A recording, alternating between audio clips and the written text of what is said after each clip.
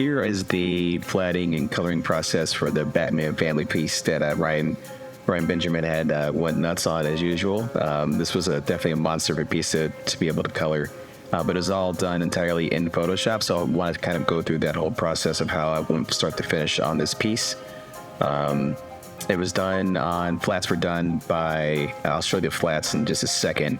The flats are done by my lovely assistant and beautiful wife, Guillermina.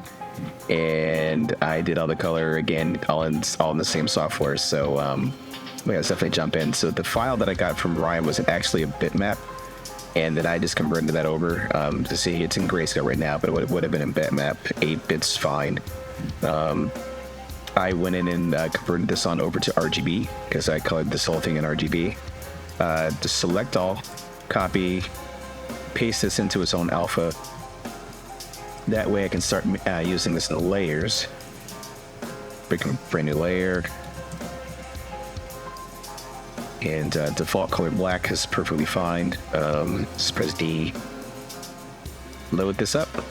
And you're going to push and delete this in. And then go back to the original background that you had from your bitmap or grayscale image. And go ahead and drop that in. Before flatting, I typically check all of the tools I'm going to be using. So this anti-alias needs to be turned off on all of the tools. And you make sure bucket. Yep, so anti-alias is off on bucket, wand, and lasso. So from here, generally we'll just make just a basic background color for the whole thing, just so I can start separating out elements. And then from here, I would go on in and begin to drop in the flats. So I try to go global for each character. So I try to get the entire selection primarily in one move. Well, not necessarily one move, but try to make sure it's all separated out. I am not going to be doing this perfect, but just so you can get a general idea.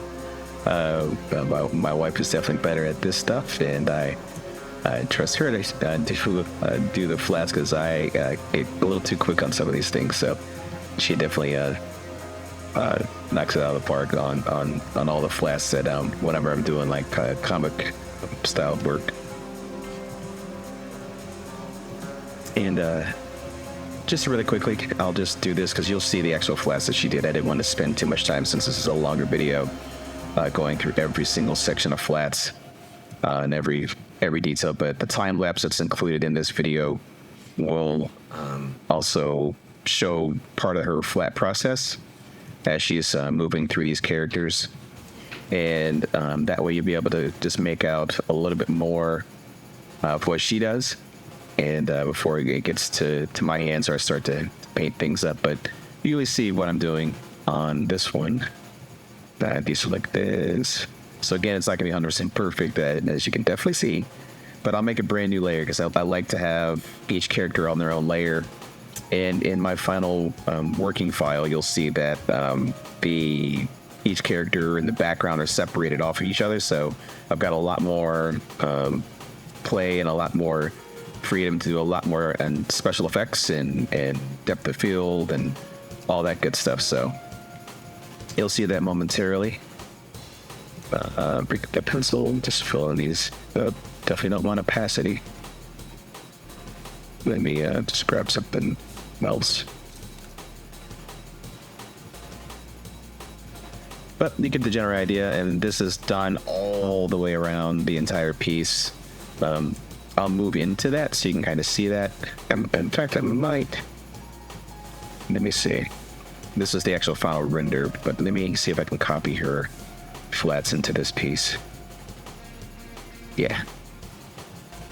So you can see what her flats looked like before I got it.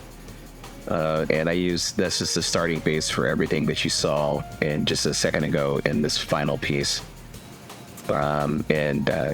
Took around, for me on the rendering side, took about, I'd say maybe 9 hours, maybe 9-10 hours. I believe I've recorded the full screen on the PC. So you'll be able to see, like, if you look down that right corner, you'll be able to see when I actually colored this and kind of see the roughly around the exact amount of time it took me to do this. But I did speed up the video, so you're not spending 9 hours on like a YouTube time lapse. That's definitely not a time lapse at that point. So yeah, absolutely. So you'll be able to see all of that. And let me go through on just some characters so you kind of get an idea of what this all looked like.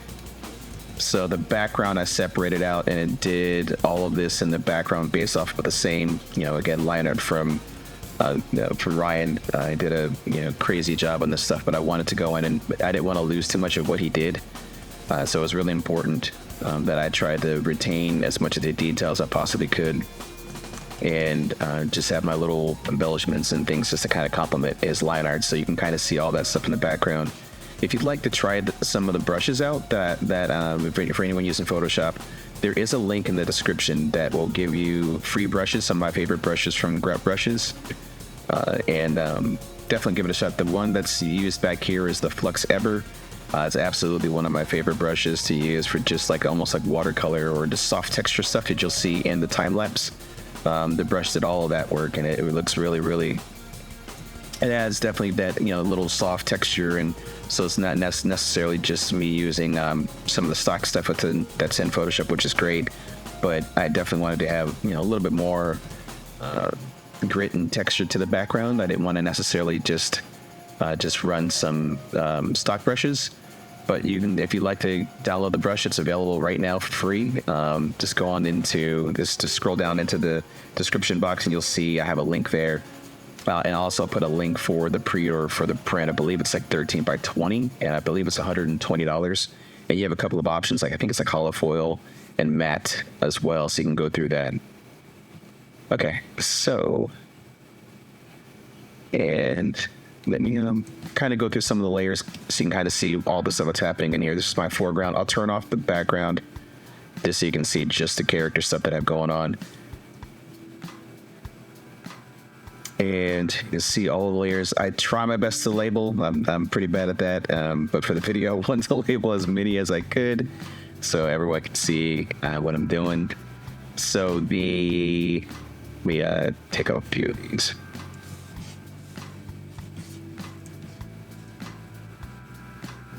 There you go.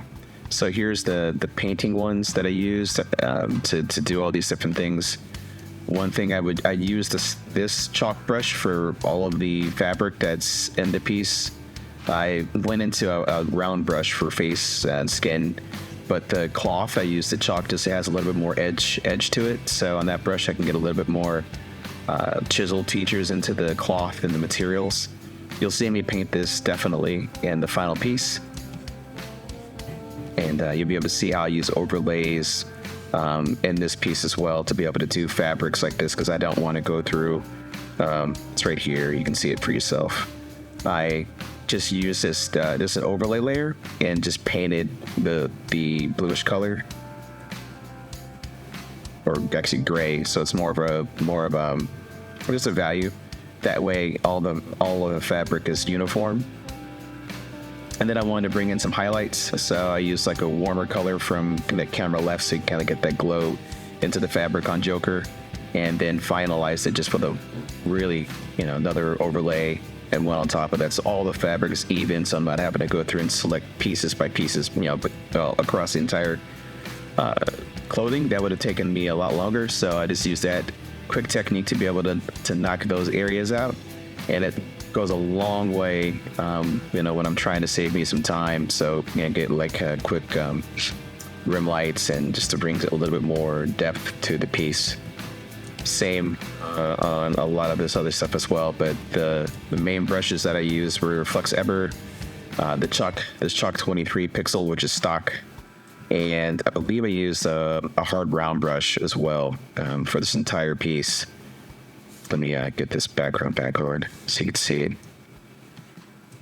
And to keep the splatter technique that was going on within Ryan's work, because you can see here in the line art, I have it here, but I didn't want to lose that. I wanted to be able to kind of complement that with color splatter.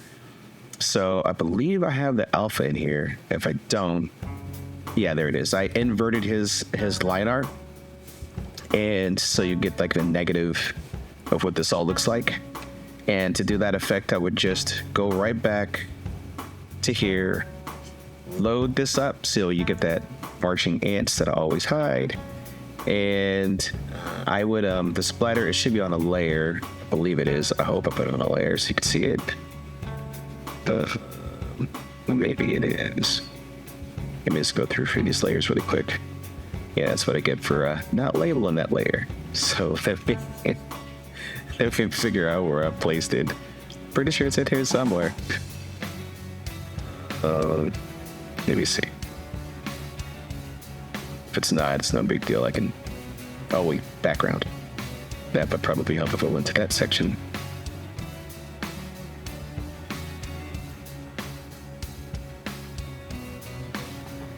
Yeah. So I actually did label it, just didn't even look at it. So that section is right here, and you can just see I just airbrushed in just an orange, just to bounce off of that. Let me make another layer really quick. Oops.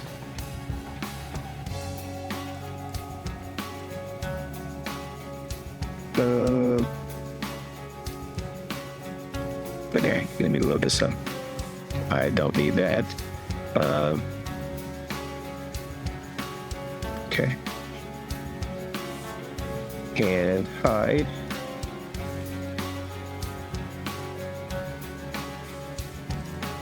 And I bring up a paintbrush, and then I would just airbrush in these sections. You don't have to do everything. You can see I wasn't very selective of where I brought it in, but it's only affecting the areas that I brought in from his selection. So, you know, I can contract it down if I really wanted more, a little bit tighter on that selection of his line art, so it's a little bit more locked into exactly what he's got. Since it is above the line art, if I inverted that or any kind of stuff, it would take effect on the line art. So you actually see that it's, you know, being affected there. But since I loaded, it's only constricted to what's selected. So I have a lot more freedom to go through and do things like that. And if I wanted to, you know, swap out color, hue, saturation, you can just go through, slide through different colors that you would like, and make those adjustments there. Globally, I tend to use color gels to help tie my color together. You'll see like these, if you've seen some of our previous videos, you'll see a section that says like CC. That's for color correction, so you kind of get an idea of what I would do to bring a little bit more harmony to the colors. If I start to see things you get a little too lost or needs to have a little bit more adjustment, I would just do stuff like this to help tie my colors together. That way it feels a little bit more cohesive, especially in the background. You can see that difference. If I had that off and this one off, you can see how it would look before I applied color correction. Very jarring to me, and I just wanted to be able to find a way to adjust that so there's a little bit more harmony and subtleties in these areas, so the characters would pop a lot more. And that's, you know, they're the focus for this piece, so I need to make sure that they pop. So you can see it here, definitely I wanted to make sure that you could at least see a little bit more of the process behind this before we jump into the time lapse. You can just spend the next while watching that. And if there's any questions, please feel free to ask some questions in the comments. I would definitely answer as many as I can. And yeah, definitely thanks so much for checking out this part of the video. This is all the general process and how I handle this stuff. And if you're interested in any of the prints, again, I'll leave a link for this piece, and it's on the comic book bootcamp site, and you'll see Brian has a whole section in the shop for it. Or if you'd like to purchase anything from my site, it's just TonyWashingtonArt.com, and if you sign up to my mailing list, you'll get 20% off your first print. So thank you so much, and all the music you're going to hear right now is also from me too, so I hope you enjoy it. There's definitely, you know, there's going to be links as well in the description if you'd like to stream some of this stuff online. So thanks so much for checking out this video, and here is the time lapse. Take care.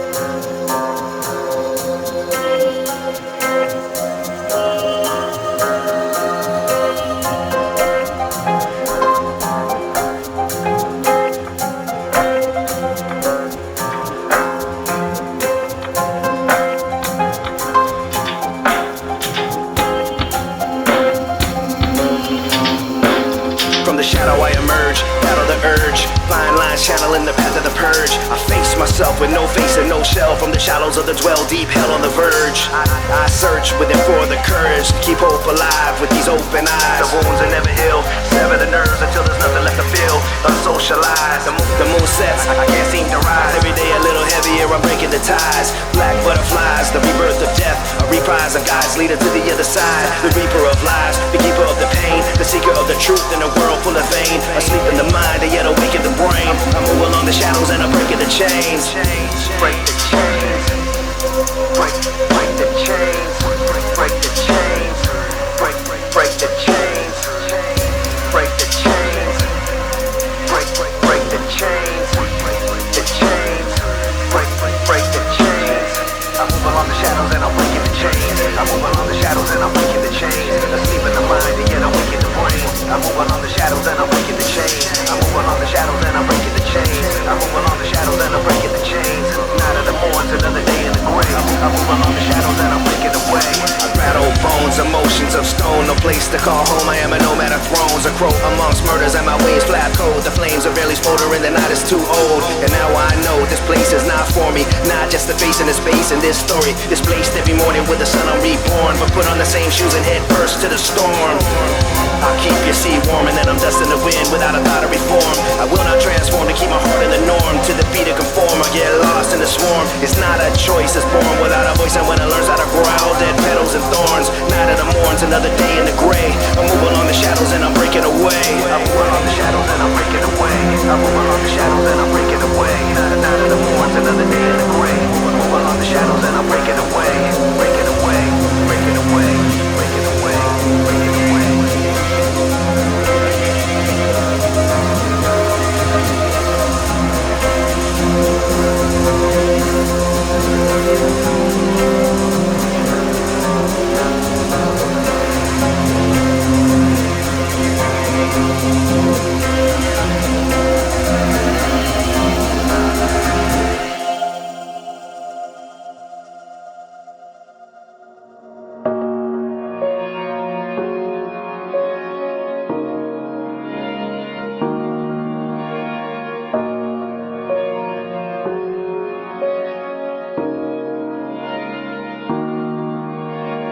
As I peer into the mirror, I've never seen things so unclear. If I cry before I tear, my salted years were full of fear. If I fly before my fate, I'm pinching skin so I can wait. If I die before my date, then let me sigh my final take.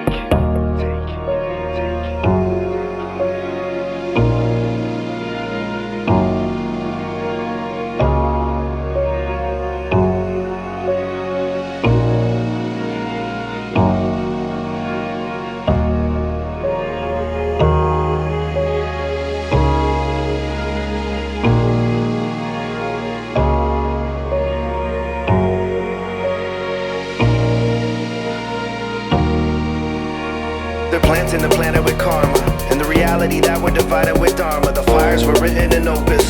The liars are owners of fiction, the focus. The world is broken apart. Abandon the habitat inhabited Mars. Fact of the actor that's always in charge. And after disaster, the laughter is scars. Shuffle the cards, instead be proud of whatever you are. Master the fast and get past the bars. Outlast the class and smash guitars. And shatter their bars. No need to climb, find your own cause. And save your face if you must erase. Escape the place and leave no trace. Never surrender control. Or the waves of winter enter the soul. Venture the outskirts of my mold. The wind has been blowing so cold. The bent is becoming the fold. And the two halves will never be whole. I'm an outsider, so told. And my goal is to just stay gold. And as I peer into the mirror, I've never seen things so unclear. And if I cry before I tear, my salted years were full of fear. And if I fly before my fate, I'm pinching skin so I can wait. And if I die before my take, then let me sigh my final take. These dragons